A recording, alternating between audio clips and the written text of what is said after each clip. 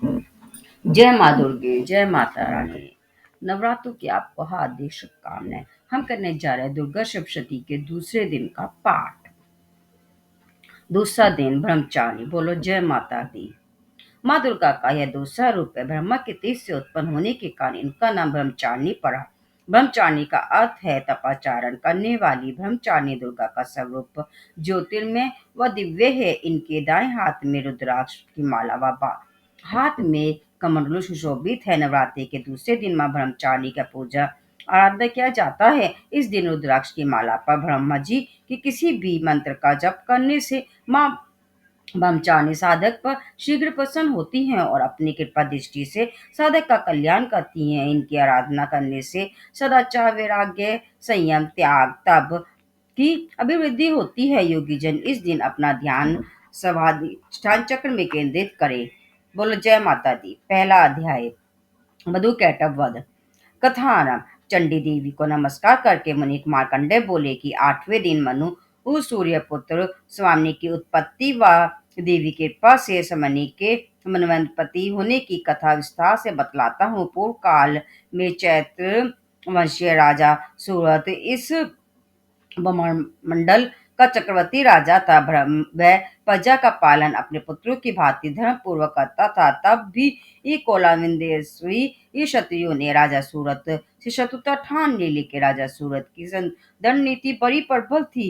राजा का शत्रुओं में से युद्ध छिड़ गया। हालांकि कौल विंध्यवासिनी क्षत्रियों की संख्या कम थी, फिर भी उन्होंने राजा सूरत को हरा दिया। इस प्रकार परास्त होने कर राजा सूरत अपने नगर में लौट आया। अब राजा के पास केवल अपने ही देश का शासन शेष रह गया था, लेकिन शत्रुओं ने उसके देश पर भी आक्रमण कर दिया। फलस्वरूप राजा निर्बल हो गया। राजा को निर्बल जानकर उसके दुष्ट मंत्रियों ने बलपूर्वक राजा की सेना व खजाने पर कब्जा जमा लिया। अब राजा सूरत को स्वामित्व समाप्त हो चुका था। इस प्रकार पूर्णतः परास्त होकर राजा शिकार के बहाने अपने घोड़े पर सवार होकर अकेला ही भयावह साधन जंगल में चला गया। उस सघन जंगल में उसने विप्रश्रेष्ठ मेधा मुनि का आश्रम देखा। उस आश्रम में हिंसक जीव भी शांतिपूर्वक रहते थे। अनेक शिष्यों के कारण मेधावी मुनि का आश्रम शोभाशील था।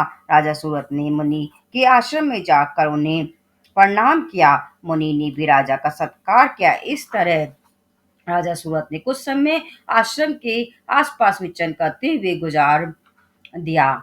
फिर मोहवश सोच विचार करने लगा कि जिस नगर का पालन मेरे पूर्वजों ने किया था, वही नगर आज मुझसे छिन गया। न मालूम मेरे दुष्ट सेवक उस नगर की इधर को रक्षा करते भी होंगे या नहीं। मेरा प्रिय हाथी जो सदा मध्यवृष्टि क्या करता था, वो बड़ा पलवान था। शत्रु के हाथों पर कर न मालूम किस प्रकार के भोग भोग रहा होगा। मेरी कृपा पात्र सेवक जो धन भोजन पाकर सदैव सुखी रहते हुए मेरा अनुसरण क्या करते थे, वे अब निश्चय ही दुष्ट राजा का अनुसरण करते होंगे। दुष्ट मंत्रियों का द्वारा धन का अपव्यय करते रहने के कारण मेरा वह खजाना भी खाली हो गया जाएगा, जिससे मैंने बड़ी कठिनाई से जमा किया था। एक दिन राजा ने विचरण करते समय मेधा ऋषि के आश्रम के पास एक वैश्य को देखा, तो उसने पूछा कि भाई तुम कौन हो, तुम्हारे यहाँ आने का क्या कारण है, तुम दुखी न व खिन्न मन के भी दिखाई पड़ रहे हो। राजा ने जब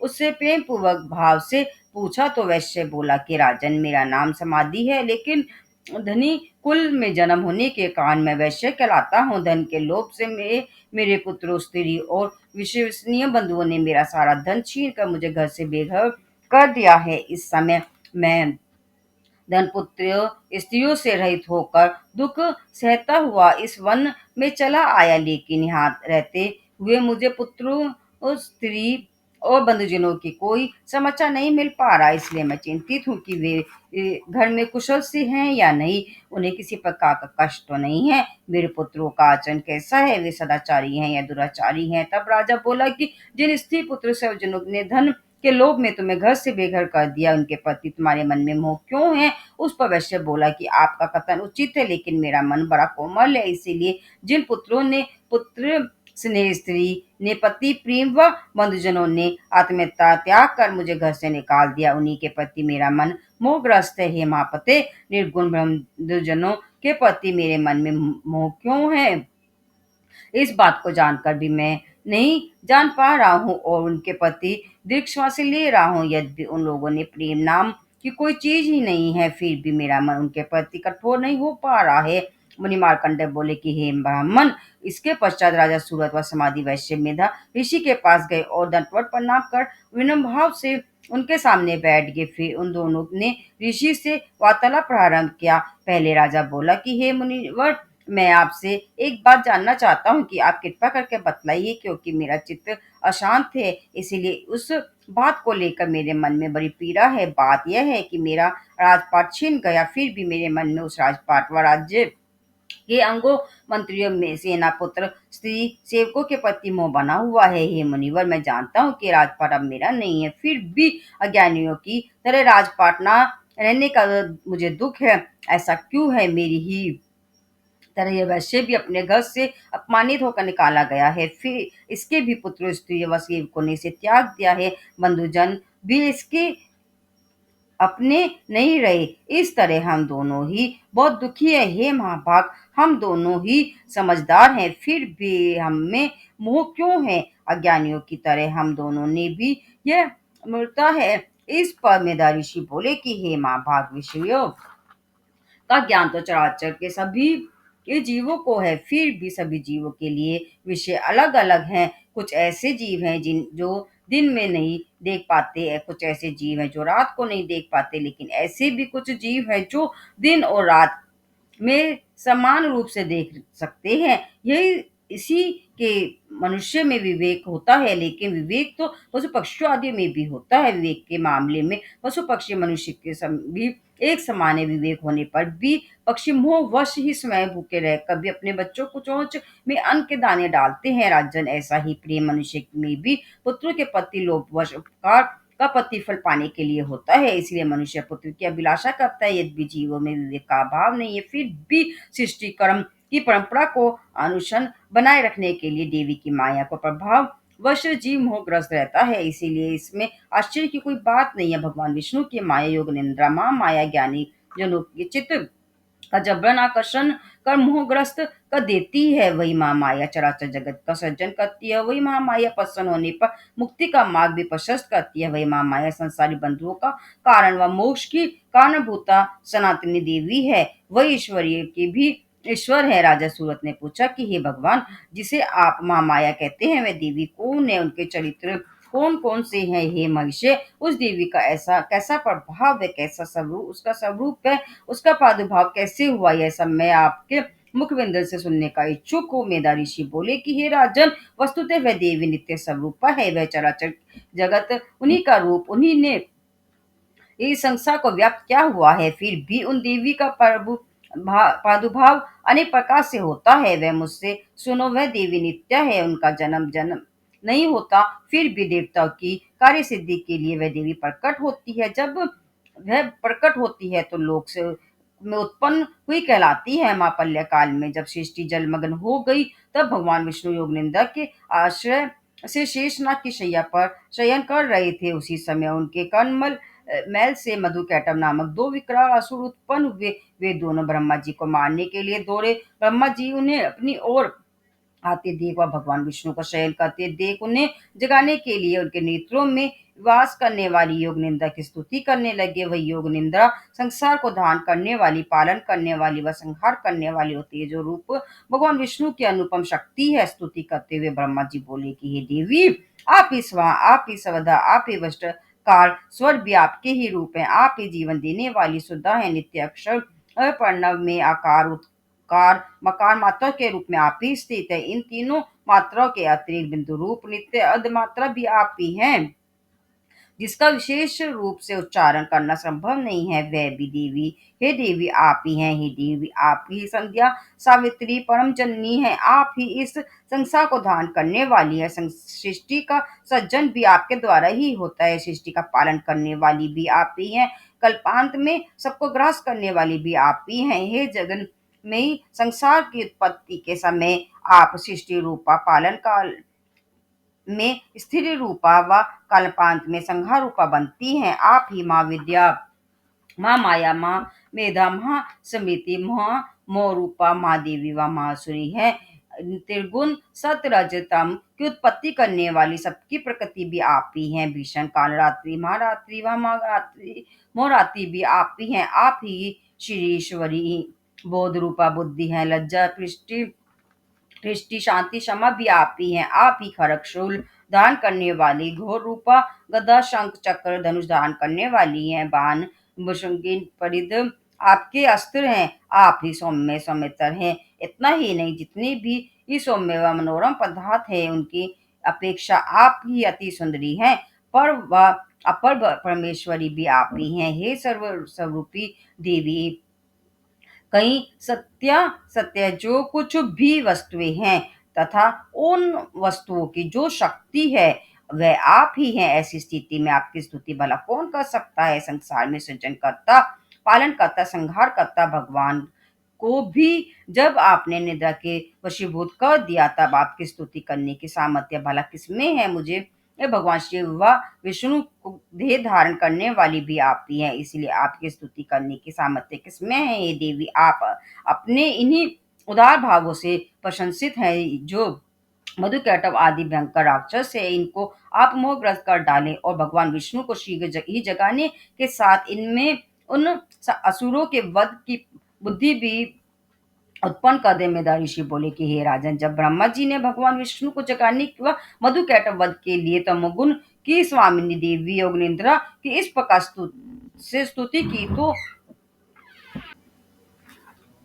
वह देवी भगवान विष्णु के नेत्र, मुख, नासिका, भाव, हृदय व वक्षस्थल से निकलकर ब्रह्मा जी के सामने खड़ी हो गई।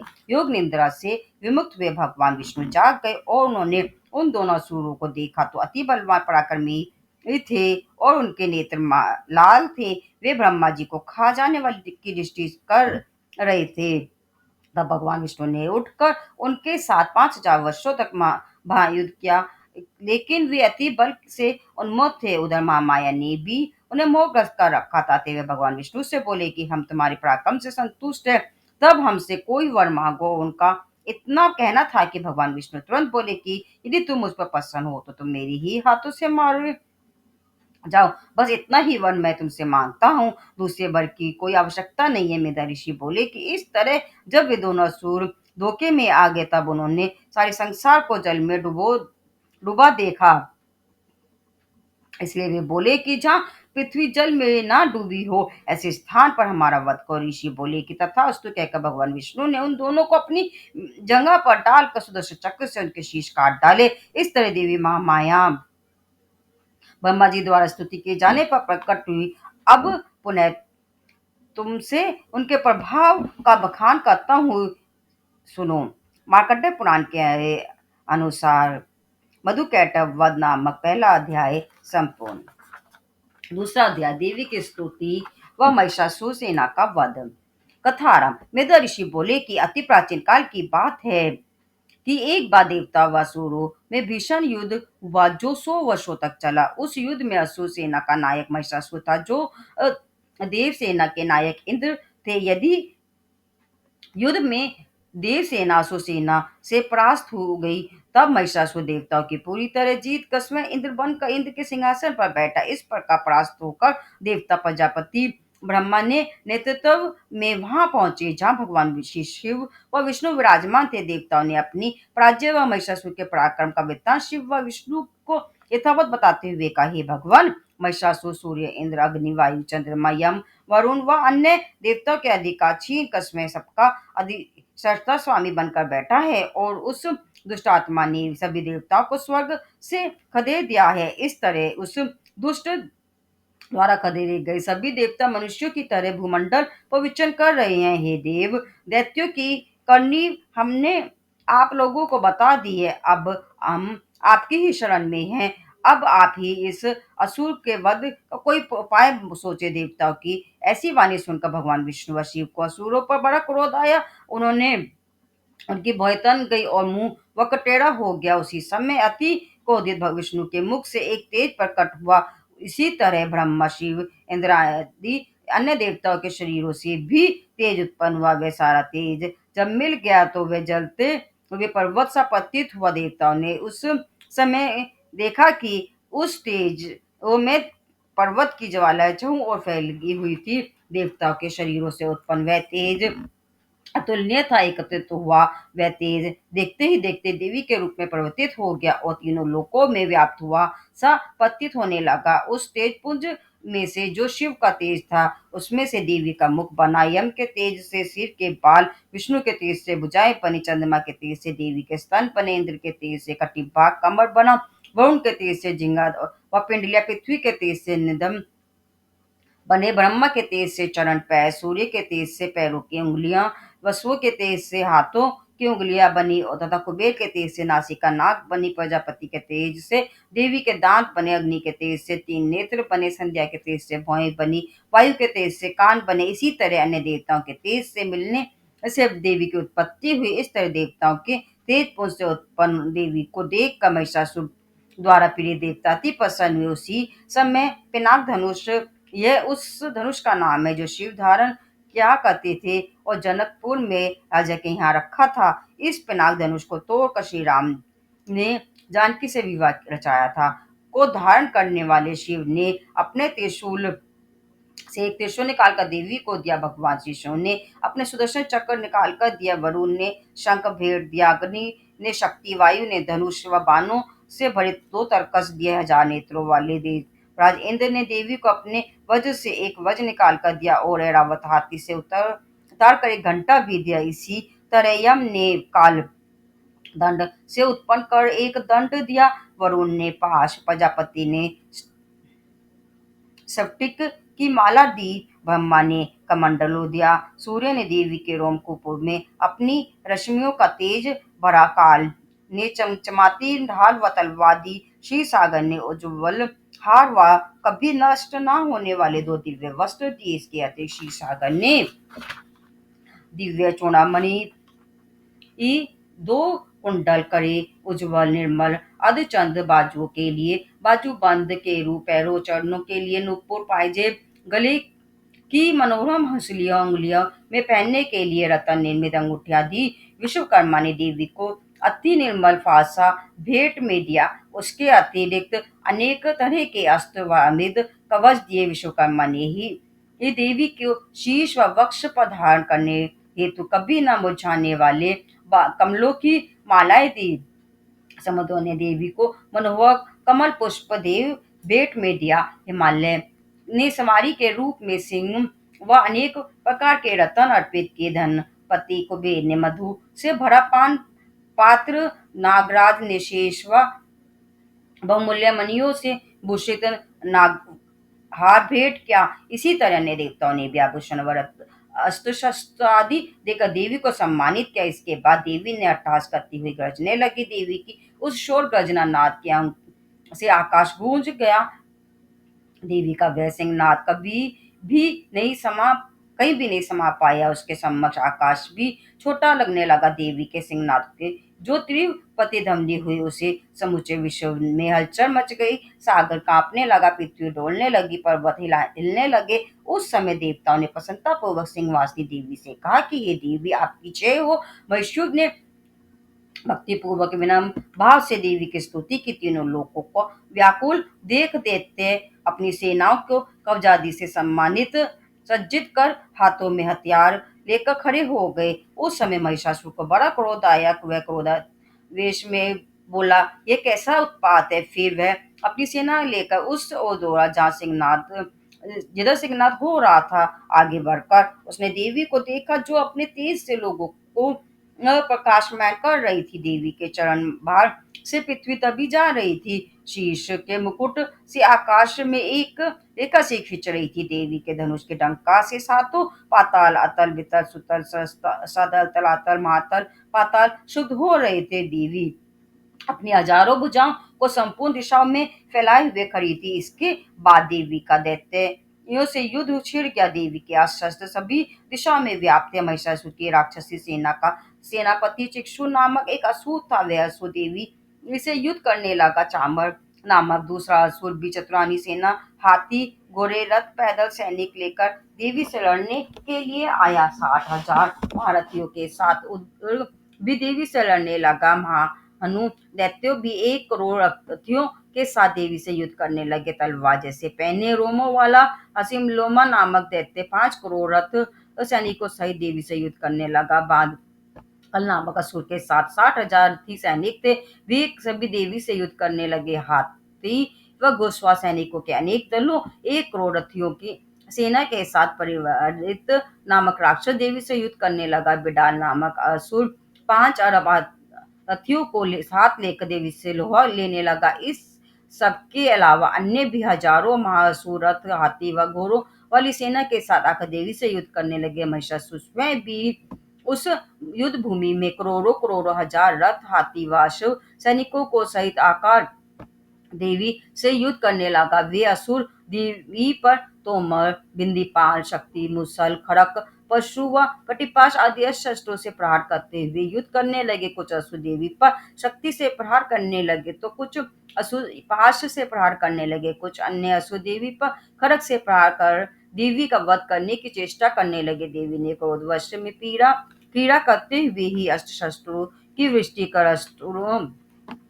के अस्त्र शस्त्र को काट डाला। उसके मंडल पर का तिनक भी चिन्ह नहीं था। देवता व ऋषि मुनि उनके प्रभाव को देखकर उनकी स्तुति करने लगे। स्तुति से प्रसन्न हो देवी असुरों के शरीरों पर अस्त्र शस्त्र बरसाती रही। देवी का वाहन सिंह क्रोधावेश में गर्दन के बालों को बिखेरता हुआ असुरों की सेना के मध्य इस तरह विचरण करने लगा जैसे जंगलों में दानव दल फैलता जा रहा हो। दैत्यों से युद्ध करते समय देवी ने युद्ध भूमि में जितने श्वास छोड़े थे वे सभी तुरंत गनों के रूप में परिवर्तित हो गए तथा पशु, बिंदी, पाल, खड़क, पट शादी अस्त्रों से दैत्यों का सामना करने लगे। देवी के शक्ति प्रभाव से वृद्धि को प्राप्त व गण दैत्यों का संहार करते हुए नगारा, शंख आदि बांध बजाने लगे। उस युद्ध महोत्सव में अनागित गण मृदंग बजा रहे थे। तत्पश्चात देवी ने त्रिशूल, गदा, शक्ति, खड़ाग्नि की दृष्टि कर सैकड़ों ही महासुरों का संहार कर डाला। कितनों ही को घोड़ गडानाथ से मूर्छित करके मार डाला। अनेकों असुरों को पाशपात पद्धति पर घसीटता तो कितने ही असुरों को धराधर तलवार से दो दो टुकड़े कर मार डाला। कितने ही असुर देवी की गदा से घायल होकर धराशयी हो गए। कितने ही असुर मुसल के प्रहार से घायल होकर रक्त वमन करने लगे। कितने ही अन्य असुर शूल से छाती वेदन हो जाने के कारण धरती पर गिर पड़े। कितने ही असुरों की कमर उस युद्ध भूमि में देवी के बाणों से के लगने से टूट गई। जो असुर बाज की तरह छपट कर देवताओं को प्रेरित करने वाले थे वे मृत्यु को आलिंगन करने लगे। कितने ही दैत्यों की भुजाओं तथा कितने ही असुरों की गर्दनें कट कट कर गिरने लगी। इसी तरह कितने ही दैत्यों के शीश कट कट कर धरती पर गिरने लगे। कुछ असुरों के शरीर मध्य भाग से एक कट कर अलग हो गए थे। कितने ही असुर की जंघाएं कट कट कर धरती पर गिर पड़ी। देवी ने कितने ही असुरों को एक भुजा, एक पैर व एक नेत्र वाला बनाकर उनके दो टुकड़े कर दिए। कितने ही असुर ऐसे भी थे जो बिना धड़ के ही श्रेष्ठ हथियार हाथ में लेकर देवी से युद्ध करने लगे। कहीं अन्य का धड़ रहित शरीर युद्ध के बाजों की तर्ज लेख पर नृत्य करने लगे। कितने ही कंबन हाथों में खड़ग, शक्ति, सृष्टि लेकर दौड़ने लगे। वे कई अन्य असुर ठहरो ठहरो कहते हुए देवी को ललकारने लगे। जहां महासंग्राम हुआ था वह यहाँ देवी के द्वारा गिराए रथ, हाथियों, अश्वों की लाशों से धरती की इस तरह पटी परी कि चलना फिरना भी संभव नहीं था। भीषण रक्तपात के कारण असुरों के मध्य हथियारों, अश्वों व असुरों के शरीरों से निकले रक्त के कारण खून की नदियां बहने लगी। इस प्रकार देवी ने विशाल असुर सेना का क्षण मात्र में संहार कर दिया। वह स्थिति ऐसी ही थी जैसे तिनके व लकड़ी के ढेर को अग्नि क्षण भर में भस्म कर डालती है। देवी का सिंह युद्ध भूमि में बालों को बिखरता व घोर गरजता ना करता हुआ असुरों के शवों के मध्य घूमता। ऐसा लग रहा था कि मानो वह असुरों के प्राण को ढूंढ रहा हो। देवी के गणों ने समर भूमि में महाअसुरों से युद्ध किया तो देवताओं ने प्रसन्नता पूर्वक पुष्प वृष्टि की। मार्कंडेय पुराण के अनुसार देवी की उत्पत्ति व महिषासुर सेना का वध नामक दूसरा अध्याय समाप्त। बोलो जय माता दी। दूसरे दिन का अध्याय संपूर्ण। बोलो जय माता रानी, जय माता दी।